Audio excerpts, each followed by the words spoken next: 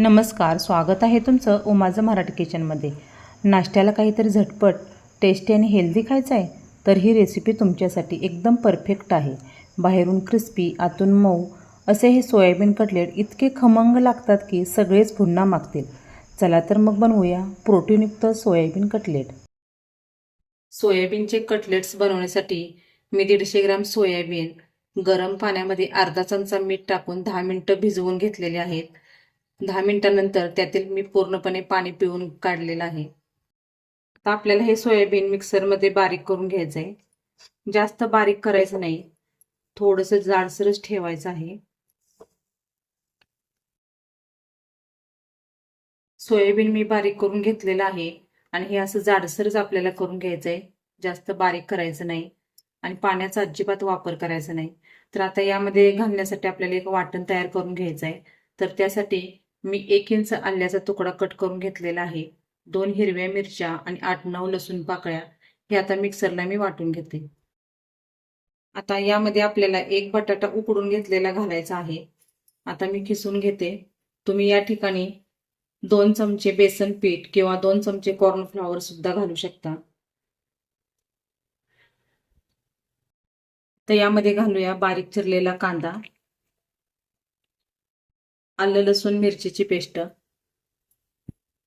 आता यामध्ये आपल्याला काही कोरडे मसाले घालायचे आहेत। तर त्यामध्ये मी घेतलेला आहे अर्धा चमचा गरम मसाला,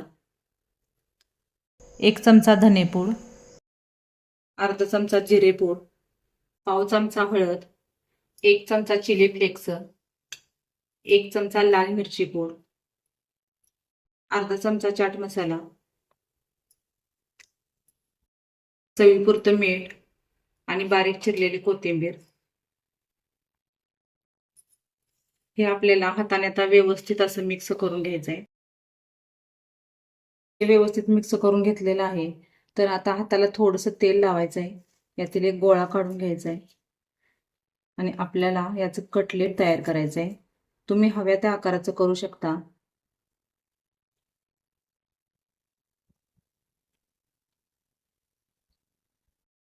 या पद्धतीने आपल्याला हे कटलेट्स बनवून घ्यायचे।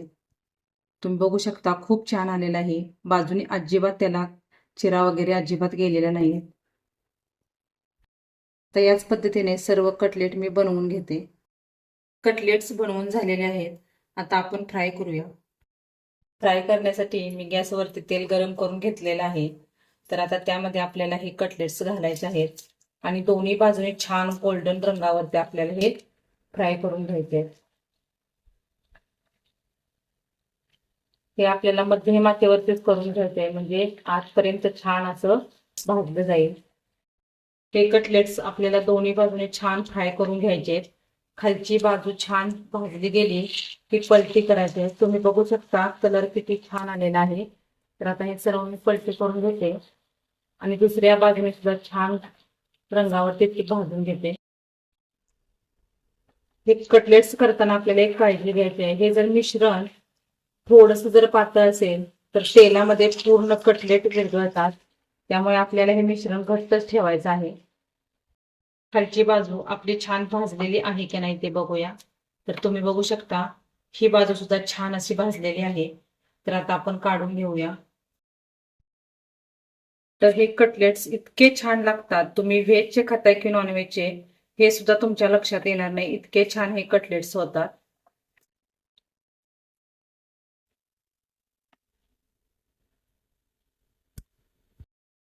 अशा प्रकारे सोयाबीनचे एकदम टेस्टी आणि हेल्दी कटलेट्स तुम्ही नक्की करून बघा आणि आवडल्यास व्हिडिओला लाईक करा, शेअर करा। चॅनलवरती नवीन असाल तर चॅनलला सबस्क्राईब करा।